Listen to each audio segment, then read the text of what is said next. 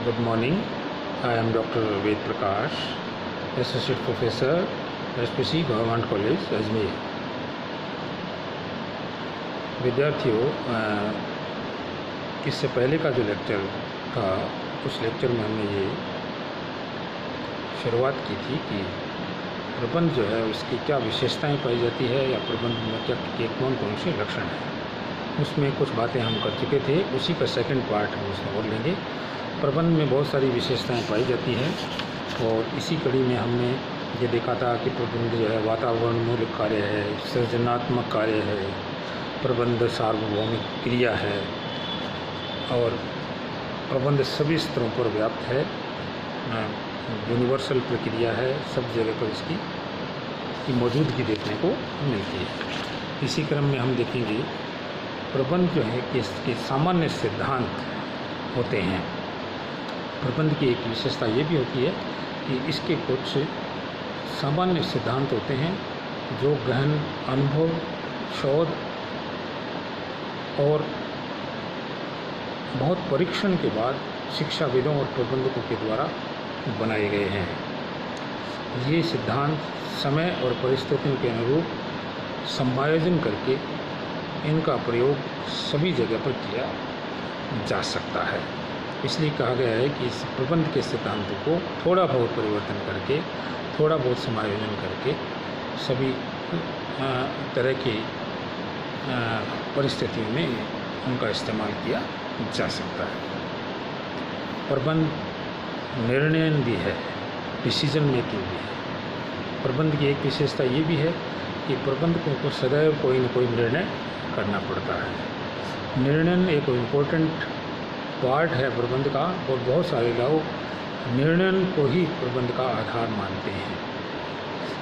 Peter Drucker ये कहते भी हैं कि प्रबंध जो भी करता है वो निर्णय के द्वारा ही करता है।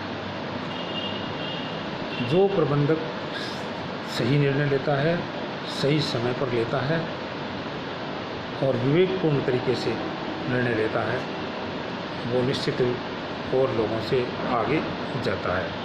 तो प्रबंध में निर्णय भी एक बहुत ही महत्वपूर्ण प्रक्रिया है। लीडरशिप या नेतृत्व भी प्रबंध की एक प्रमुख विशेषता है। नेतृत्व ही एक तरह से प्रबंध है। जिस व्यक्ति में नेतृत्व करने की क्षमता होती है वो उतना ही अच्छा प्रबंधक साबित होता है।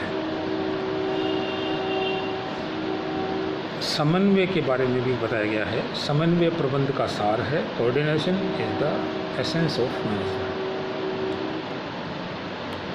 बहुत सारे विद्वान इसके समर्थक हैं और ये कहते हैं कि कोऑर्डिनेशन जो है वो ही प्रबंध का एसेंस है, सार है। कोऑर्डिनेशन प्रबंध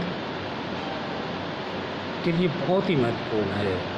प्रबंध के जितने भी साधन है उन साधनों में कोऑर्डिनेशन को सबसे अलग माना गया है और जो व्यक्ति जितना अच्छी तरह से समाज की संस्था की एक्टिविटीज़ को कोऑर्डिनेट कर सकता है वो उतना ही अच्छा प्रबंधक साबित होता है। उत्पादकता से सरोकार होता है। प्रबंधक अपने साधनों की उत्पादकता से सरोकार रखता है।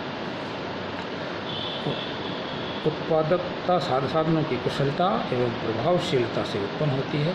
अतः प्रत्येक प्रबंधक संस्था के साधनों का मित्रता से उपयोग करके कुशलता प्राप्त करता है और संसाधनों का इस प्रकार से प्रयोग करता है कि जो परिणाम हमने संभावित या अनुमान लगन का लगाया है उनको हम प्राप्त कर सकते हैं। प्रबंध एक अदृश्य शक्ति है। जॉर्ज और टेरी जो विद्वान हैं वो ये कहते हैं कि प्रबंध एक अदृश्य शक्ति है। इसे देखा और छुआ तो नहीं जा सकता, किंतु इसके प्रयासों के परिणाम के आधार पर प्रबंध की उपस्थिति को हम अनुमान लगा सकते हैं। जब संस्था में सभी कार्य सुचारू रूप से होते हैं, कर्मचारी संतुष्ट होते हैं, वातावरण अनुकूल होता है, तब प्रबंध की शक्ति का सहज ही हम अनुमान लगाए जा सकते हैं। इसी तरह से जब संस्था असफलता की ओर जाती है, ऐसे समय में लोग यह कहकर इस शक्ति को स्वीकार करते हैं कि संस्था कुप्रबंध के कारण डूब रही है। तो संस्था कैसा चल रही है उसके आधार पर उसके पीछे जो बड़ा कारण होता है, अदृश्य शक्ति होती है, वो प्रबंध ही होती है। प्रबंध कला और विज्ञान का संगम है, या प्रबंध और कला विज्ञान दोनों ही हैं। प्रबंध एक ऐसा कार्य है जो कला के साथ साथ विज्ञान भी है। कला तो इसलिए है क्योंकि इसमें ज्ञान और चातुर्य का प्रयोग किया जाता है, और प्रबंध को विज्ञान इसलिए कहा जाता है क्योंकि वैज्ञानिक आधार पर बनाए गए प्रबंध के सिद्धांतों के आधार पर प्रबंध को चलाया जाता है। इसलिए ये कहा गया है कि प्रबंध कला और विज्ञान दोनों है। प्रबंध एक पेशा भी बनता जा रहा है, मैनेजमेंट इज ए प्रोफेशन, क्योंकि अब पुराने ज़माने में प्रबंध जो है का काम संस्था के जो मालिक हैं या उसके परिवार के सदस्य ही करते थे, लेकिन आजकल हम देखते हैं कि पेशेवर प्रबंधकों की सेवाएं प्रबंध काम के लिए ली जाती है। इसमें व्यवस्थित ज्ञान का भंडार होता है, कई प्रबंध के सावधान अवधारणाएँ और विचारधाराएँ शामिल हैं, जिसके और प्रबंध के ज्ञान के अध्ययन या अध्यापन की उचित व्यवस्था भी है। IIM वगैरह बड़ी बड़ी संस्थाएं जो है प्रबंध सिखाने के लिए जो है वो बनी हुई है, कि इसलिए कहा गया है कि प्रबंध अब एक पेशा बनता जा रहा है। प्रबंध मल्टी डिसिप्लिनरी है, प्रबंध बहुविषयक भी है। प्रबंध विभिन्न विषयों द्वारा विकसित ज्ञान तथा विचारधाराओं के समन्वय एवं व्यवहार का विषय है। ये एक ऐसा विषय है जिसके अध्ययन अध्यापन एवं व्यवहार में अर्थशास्त्र, समाजशास्त्र, मानवशास्त्र, मनोविज्ञान, इंजीनियरिंग आदि सारे ही विषयों के ज्ञान का उपयोग किया जाता है, इसलिए हम इसको मल्टी डिसिप्लिनरी कहते हैं। स्वामित्व एवं प्रबंध